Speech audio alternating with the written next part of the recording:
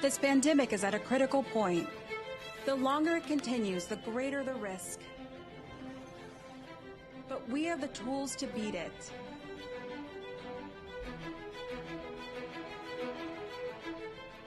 To save lives now.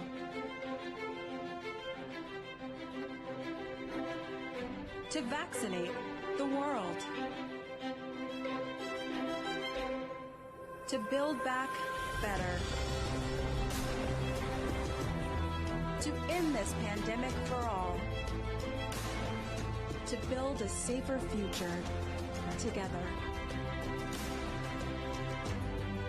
The time is now.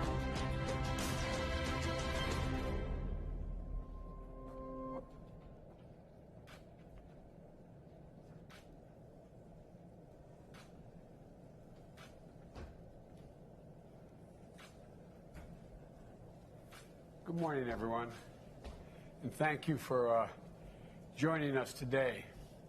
As I said yesterday at the United Nations, nothing is more urgent than all of us working together to defeat COVID-19, and that world is going to be much better prepared for future pandemics. We have to do both. This summit is about supercharging our efforts in three key areas: vaccinating the world by dramatically ramping up vaccine production, donations, delivery, and administering the vaccine, which is a logistical challenge.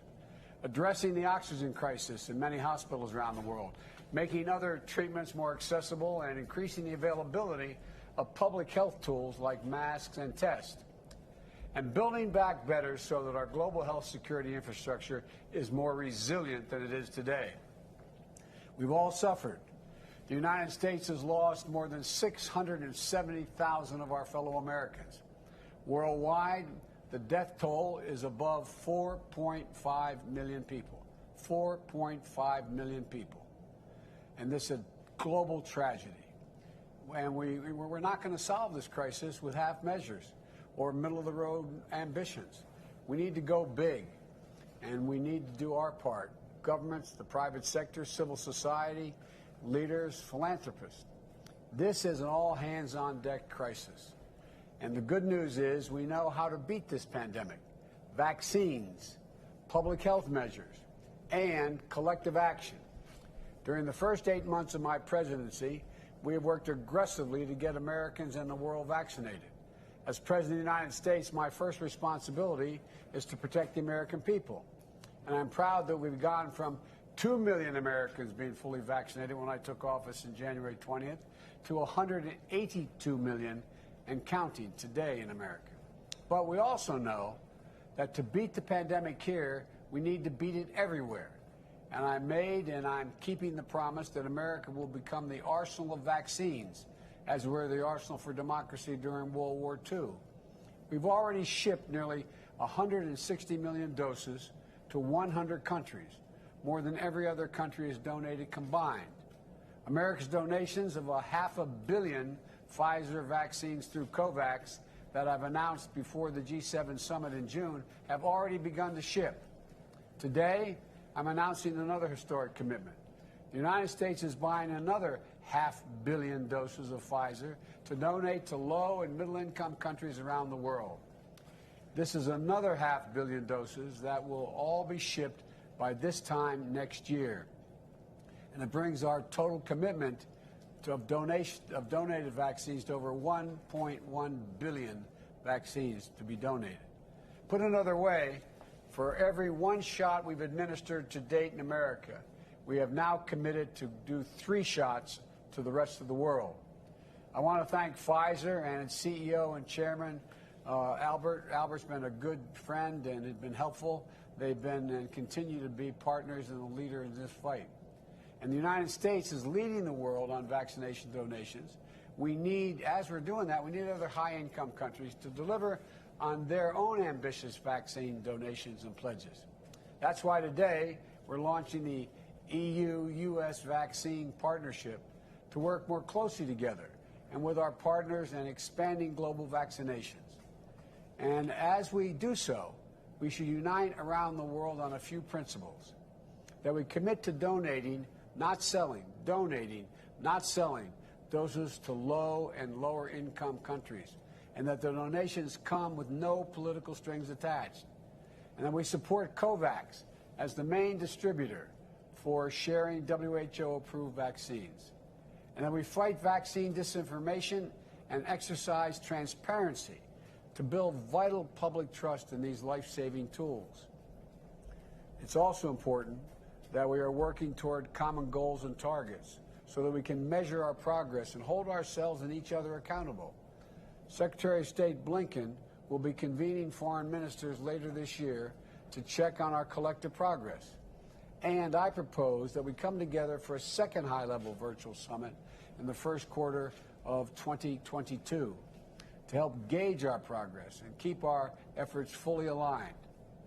Another goal is dramatically boosting global and regional vaccine manufacturing capacity, enhancing transparency so that vaccine production and distribution is predictable and coordinated.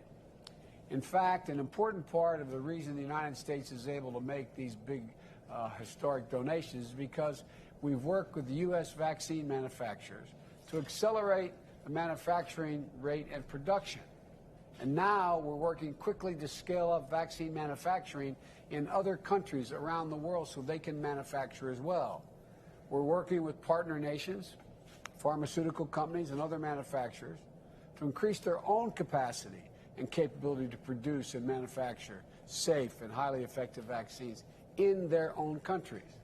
For example, our Quad partnership with India, Japan, and Australia is on track to help produce at least 1 billion vaccine doses in India to boost the global supply by the end of 2022. And we're providing financing and helping strengthen manufacturing in South Africa and produce more than 500 million doses of J&J in Africa for Africa next year.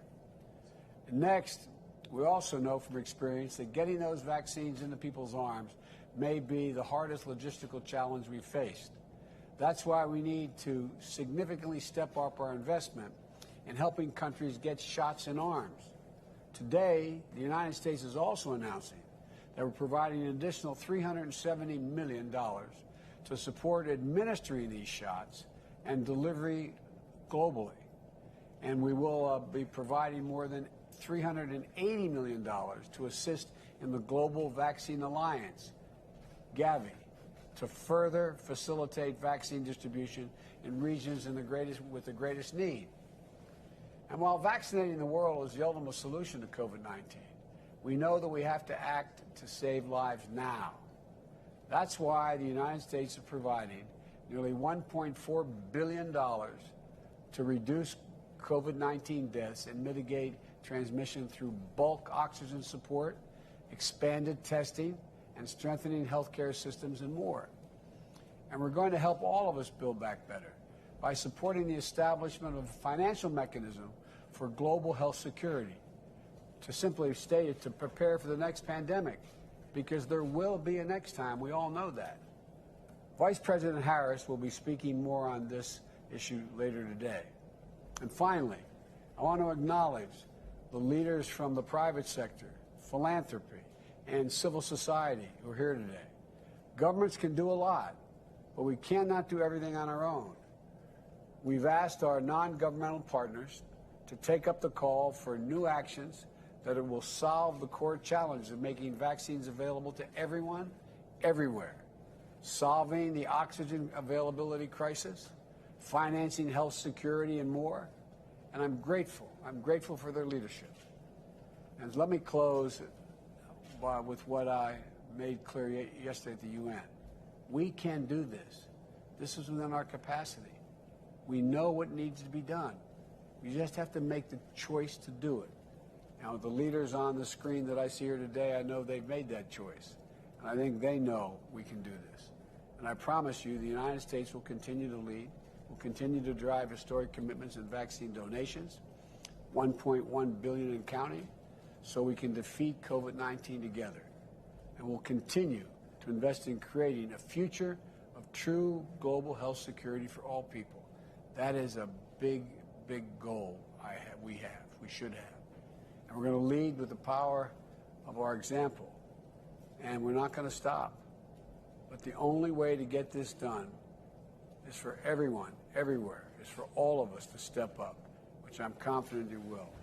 And now I'd like to turn this over to Ambassador Thomas Greenfield of the United Nations. And I want to thank everybody on the screen I can see here, without going to each one of you, for all you've done, continue to do. And I think you all know we can do this.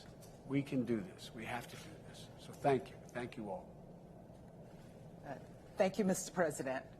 And let me thank you all for joining us today to participate in the COVID-19 summit as we collectively work to end this pandemic.